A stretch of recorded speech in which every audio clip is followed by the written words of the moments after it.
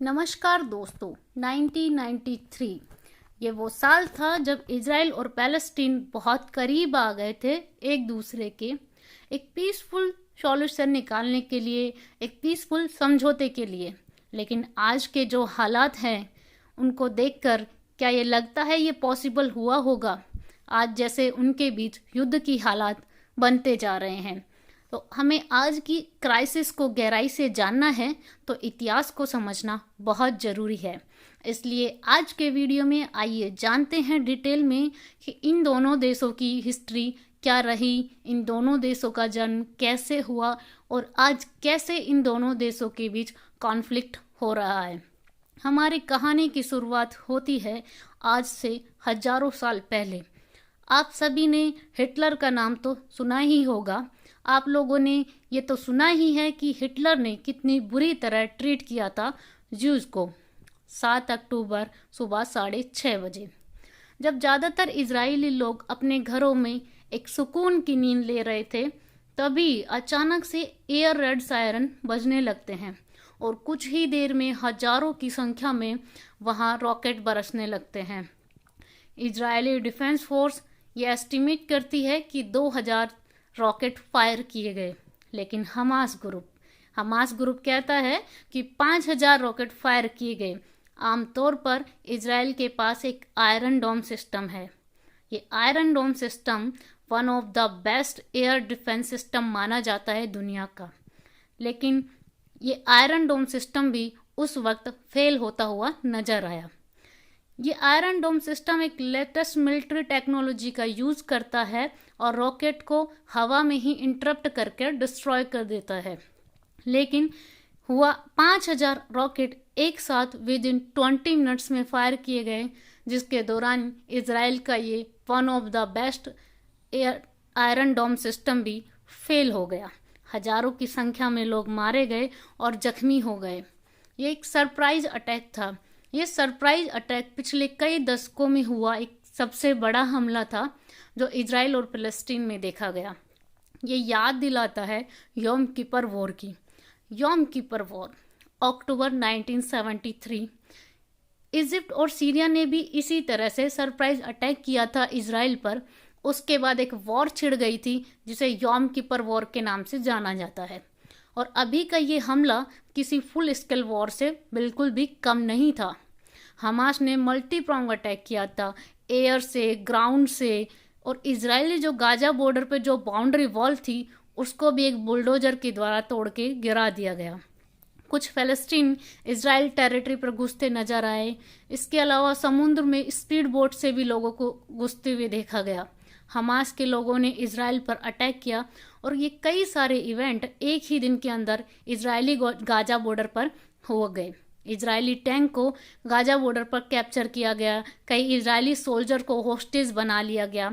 Hamas group द्वारा border पर मौजूद जो गांव और शहर थे वहां पर हथियारबंद हमास के आतंकवादी अंदर घुस गए। सिविलियन मारे जा चुके हैं। बहुत से लोगों को बंधक बना लिया गया है और इजराइल ने रेस्पॉन्स में वॉर डिक्लेयर कर दिया। इजराइल मिलिट्री ने भी गाजा में एयर स्ट्राइक की, जिसके चलते फ़लस्तीन में भी हजारों लोग मारे गए। इनके बीच का कॉन्टेक्स्ट जानने के लिए आओ हम नक्शे पर नज़र डालते हैं। इजराइल और फ़लस्तीन दोनों मिडिल ईस्ट में लोकेटेड हैं। इनके नॉर्थ में लेबनान का देश है, नॉर्थ ईस्ट में सीरिया है, वेस्ट में जॉर्डन है और वेस्ट में मेडिटेरियन सी है। फ़लस्तीन की जो टेरिटरी है वो दो हिस्सों में बटी हुई है।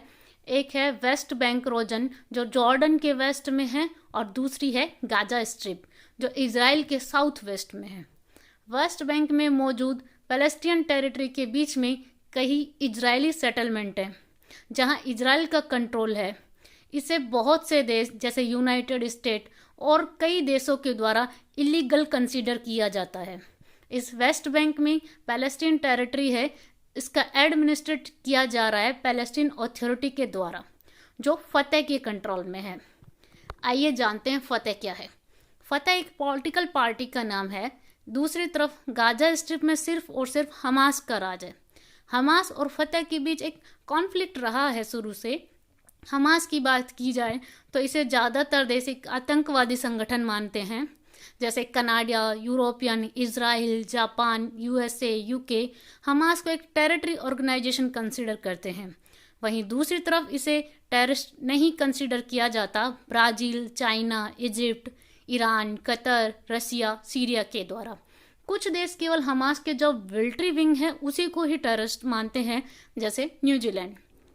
ये चीज़ जियोपॉलिटिकल वे से काफ़ी रिलेवेंट है, क्योंकि आप देखेंगे आज जो सिचुएशन हो रही है दुनिया के, अलग अलग देश इस पर कैसे रिएक्ट कर रहे हैं। अभी के कॉन्फ्लिक्ट का जो नक्शा है वो देखा जाए तो आप देख सकते हैं गाजा स्ट्रिप रेड कलर में इजराइल की टेरिटरी में कितना अंदर घुस गए हैं। हमास के मिलिट्री कमांडर मोहम्मद अल-देव पूरे हमले को अल-अक्सा फ्लड नाम देते हैं और कहते हैं कि हमास ये सब इसलिए कर रहा है कि इजराइल ने पैलेस्टीन के ऊपर अत्याचार किया। स्पेशली ये रेस्पॉन्स है अल-अक्सा मस्जिद में जो हुआ था उसका। जितने भी इंडियन उस वक्त इजराइल में मौजूद हैं उन लोगों के लिए इजराइल इंडियन एम्बेसी ने एक एडवाइजरी दी है जो आप देख सकते हैं। इमरजेंसी की सिचुएशन में इस नंबर पर कॉल कर सकते हैं या ईमेल डाल सकते हैं। इजराइल ने रेस्पॉन्स में अपना जो हमला लॉन्च किया उसे ऑपरेशन आयरन सोर्स नाम दिया है। इजरायली डिफेंस फोर्स ने अपनी नेवी, एयरफोर्स, ग्राउंड फोर्स सबको तैनात कर दिया है। साथ ही साथ गाजा में ड्रोन्स को भी तैनात कर दिया है। इजराइल के प्राइम मिनिस्टर बेंजामिन नेतन्याहू ने टेलीविजन एड्रेस में कहा है कि दुश्मन को इसकी भारी कीमत चुकानी पड़ेगी। डिफेंस मिनिस्ट्री का बयान आया है कि हमास ने बहुत बड़ी गलती की है और इजराइल इस जंग को जीतेगा। बड़ा टॉकिंग पॉइंट ये रहा कि मोसूद जो कि इजराइल की इंटेलिजेंस एजेंसी है, जो कि दुनिया भर में फेमस है, वो इस हमले को रोकने में नाकामयाब रही।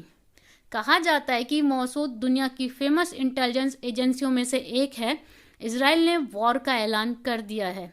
देखते हैं दुनिया टाइम ऑफ इजराइल में छपी खबरों को देखिए, जिसके अनुसार इजिप्ट इंटेलिजेंस ने वार्निंग दी थी इजराइल को कि कुछ बड़ा होने वाला है, लेकिन उन्होंने इसे इग्नोर कर दिया। ईरान का देश जो one of the most supporter रहा है हमास का, उनकी फॉरेन मिनिस्ट्री कहती है कि हमास द्वारा किया गया हमला एक एक्ट ऑफ सेल्फ डिफेंस था जो पैलेस्टीन की तरफ से। हमारी इंडियन गवर्नमेंट ने हमेशा पैलेस्टीन को सपोर्ट किया है। Cause of self determination under various prime minister, चाहे वो इंदिरा गांधी हो, अटल बिहारी जी हो या हमारे प्राइम मिनिस्टर मोदी जी हो। मोदी जी एक ऐसे प्राइम मिनिस्टर है जो पैलेस्टीन जाने वाले फर्स्ट प्राइम मिनिस्टर बने। उन्होंने भी ट्वीट कर हमले की आलोचना की है। पैलेस्टीन को विजिट करने वाले ये पहले प्राइम मिनिस्टर रहे हैं। ये कोई हैरानी की बात नहीं है कि हमास आज जो कुछ कर रहा है वो सिर्फ और सिर्फ आतंक है। ये बात सच है कि पैलेस्टीन में लोगों के साथ उस वक्त नाइंसाफ़ी हुई थी, लेकिन इस तरह इजराइल के आम लोगों को मारना ऐसे टेररिज्म को जस्टिफाई नहीं किया जा सकता। यूँ दूर बैठकर वॉर पर मॉनिटरिंग करना या सही गलत जज करना बड़ा आसान है, लेकिन सोचकर देखिए अगर आप वहाँ पर होते तो ये जहाँ ये वॉर छिड़ रही है वहाँ आम आदमी की क्या हालत हुई होगी। एक आम इजरायली और एक आम पैलेस्टीनियन परिवारों पर क्या बीत रही होगी। उनकी रोज़मर्रा की ज़िंदगी पूरी तरह थम जाना, इस डर में जीना कि कब कौन सा रॉकेट आकर आपकी बिल्डिंग पर गिर जाए। इजराइल ने हाल ही में एक 14 मंजिला फ़लस्तीन बिल्डिंग पर एयर स्ट्राइक किया, लेकिन एयर स्ट्राइक करने से 10 मिनट पहले वार्निंग दी ताकि बिल्डिंग में रहने वाले लोग इवेक्ट करके बिल्डिंग छोड़ दें। हालांकि इजराइल ये कहता ज़रूर है, लेकिन ये देखा भी गया है कि इजरायली अटैक में ढेरों सिविलियन मारे गए। उम्मीद यही है कि यहाँ पर लॉन्ग लास्टिंग शांति देखने को मिले। आपको सजेस्ट करना चाहूँगी कि अगर आप इस वॉर के बारे में जानना चाहते हैं तो इनका हिस्टोरिकल कॉन्टेक्स्ट समझ कोशिश करें। इजराइल फ़लस्तीन के बीच में झगड़ा क्यों, कैसे रहा, क्या कारण रहा, इसके लिए इनकी हिस्ट्री ज़रूर देखें। अगर मेरे आज के इस वीडियो से आपको थोड़ा भी नॉलेज गेन हुआ हो तो please like and subscribe my channel. आपका और हमारा साथ ऐसे ही बने रहे। Thank you.